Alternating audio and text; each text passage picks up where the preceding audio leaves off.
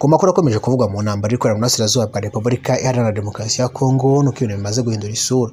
Mu gihe kandi buri minsi igera kuri 2 kugira ngo ku itariki ya 15 hagere kugira ngo Perezida w'u Rwanda Paul Kagame atangire yohereza ibikubiye mu masezerano ya Washington DC irimo no kuvana ingabo ziwe ku butaka bwa Kongo nk'uko yabisabwe na Leta Zunze Ubumwe za Amerika biciye mu munyamabanga wayo Michael Rubio. Akaba rero yatangaje ko bifuza ko ingabo z'u Rwanda zava ku butaka bwa Kongo bitarenze ku itariki ya 15 z'ukwezi kwa karindwi iburi iminsi igera kuri 2. Muri ibyo ngibyo kandi turaza kuvuga kuri Lindsey Graham, akaba ari inshuti cyane na Perezida Paul Kagame, akaba ari umwe mu basenateri bonyine bagerageje kuvuganira na Perezida w'u Rwanda ndetse n'u Rwanda muri rusange nayo 23. Uyu musenateri mbere ko kandi Leta Zunze Ubumwe za Amerika zifite ibihano ku itariki ya 2 z'ukwezi kwa 3 2026 niwe wabanje kuvuganira u Rwanda rusaba ko batarufatira ibihano. Uyu musenateri ngo yarasabwe na Perezida w'u Rwanda Paul Kagame ko yamuvuganira u Rwanda nawe rufatira ibihano kubera ko u Rwanda ngo nyuma y'ibiganiro bakomeje kureza amabuye y'agaciro muri Leta Zunze Ubumwe za Amerika. Gusa nanone Leta Zunze Ubumwe za Amerika zari zaramaze gutamikwa birombe ndetse byinshi cyane kuri 45 na Perezida Antonio Felix Tshisekedi, kandi bitarimo kugenera ahubwo bagerayo bakicukurira muri rusange, usibye ko izo nyungu zabo zikomeje kubangamirwa n'inyeshyamba za M23 zikomeje intambara mu burasirazuba bwa Kongo. Umusenateri Graham rero impamvu ndimo kubwira nuko yamaze kwitaba Imana bitewe nuko igihe cye cyari cyageze nyine aho yapfuye ku myaka 71 y'amavuko. Ariko nanone na papa wa Emile navuga nyine Emile wa Katari, Sheikh yamaze kwitaba Imana ku myaka 44, aho rero nabo yari inshuti cyane na Perezida w'u Rwanda Paul Kagame. Kayo nguko niyo gikomeye cyane rero kuri M23 rero nizi nyeshyamba kunyeshyamba za M23 ngo n'u Rwanda kubera ko yunguye yagerageza kubavuganira rero ibyo bihano bashaka gufatira u Rwanda no gukoresha imbaraga z'umurengera ku ngabo za RDF rero bikaba byarasubikwaga rero umugabo rero akaba yatera ijambo akabihakana. Tuvugana yamaze kwitaba Imana rero nyuma y'uko rero M23 imaze gufata ibice bigiye bitandukanye cyane muri Point Zero. Ingabo za FARDC zasabwe kwita zikora ikintu gikomeye cyane.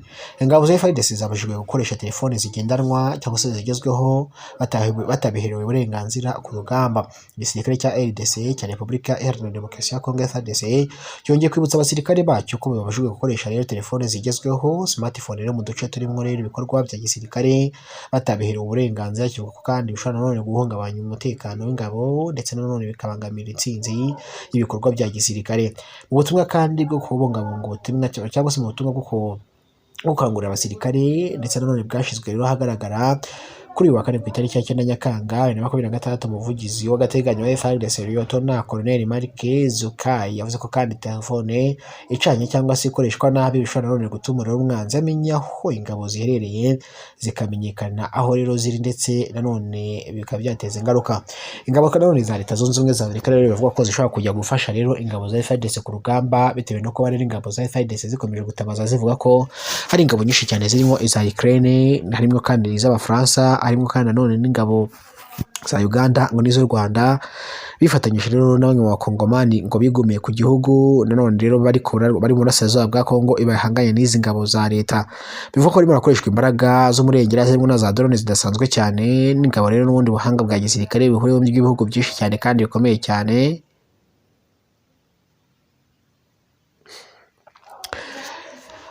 Zikomeye cyane rero, bityo rero bigatuma FARDC ikomeje gutsindwa ku rugamba ku muvuduko utagaragara. Basaba kuri Leta Zunze Ubumwe za Amerika rero ngo zifunguka amaso zikareka ko rwose ingabo z'u Rwanda zititeguye kuva kuri ubwo butaka bwa Kongo, ngo bagahitamo gukoresha imbaraga z'umurengera. Izo mbaraga z'umurengera se ni izihe? Ni ukurasa ku Rwanda cyangwa se ni ukurasa kuri zino nyeshyamba muri rusange? Perezida wa Repubulika ya Demokarasi ya Kongo, Perezida wa nyine Tshisekedi, yohereje rero mugenzi we wa Angola Joel Lourenço ubutumwa ndetse bwihariye nkuko rero byatangajwe na Minisitiri w'Ububanyi n'Amahanga wa Angola rero abinyujije ku rubuga rwa X. Ubutumwa rero bwashikirijwe rero Angola ndetse nanone n'intumwa idasanzwe cyane ya Perezida wa RDC Antonio Gahondo Magalibi, wabashikirije rero Minisitiri w'Ububanyi n'Amahanga wa Angola Tete Antonio kugira ngo nanone bashikirize Perezida Joel Lourenço. Minisitiri yagize ati kandi ubutumwa bwa nyakubahwa Felix Tshisekedi Tshilombo, Perezida wa Repubulika Iharanira Demokarasi ya Kongo, bugenewe kandi mugenzi we Joel Emmanuel Console Lourenço, Perezida wa Repubulika ya Angola, kandi bwashikirijwe rero kuri uyu wa gatanu nyuma ya saa sita rero i Rwanda haba ndetse buhabwa Minisitiri w'Ububanyi n'Amahanga wa Tete Antonio. Nubwo kandi nanone bikubiri rero mu butumwa butaratangazwa cyangwa se ngo bishyirwe hanze ku mugaragaro, nanone bwoherejwe rero mu gihe nanone burasirazuba bwa Repubulika Iharanira Demokarasi ya Kongo bukomeye Uburasirazuba bwa Repubulika ya Demokarasi ya Kongo rero bukomeje nanone kurangwamo n'intambara ihanganishije ingabo za leta n'umutwe w'inyeshyamba y'umuventura rero Kinshasa rishinja u Rwanda kurutera inkunga muri rusange.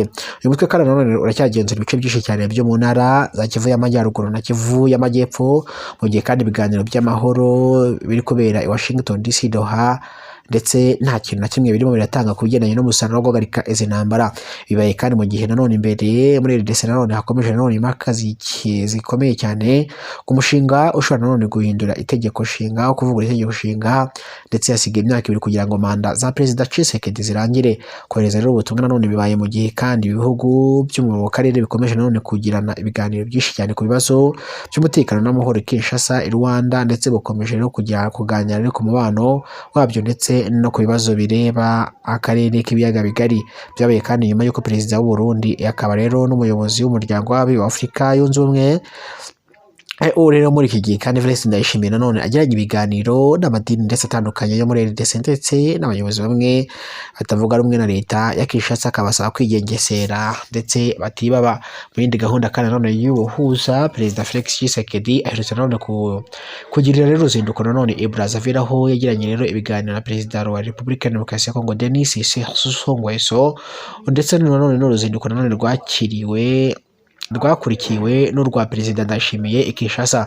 Nyuma yaho Denis Sassou Nguesso kandi yakomeje ibiganiro yakira nanone Kardinali Fridolin Ambongo, ndetse mu biganiro banaganira ku bibazo bya politiki n'imiyoborere muri RDC.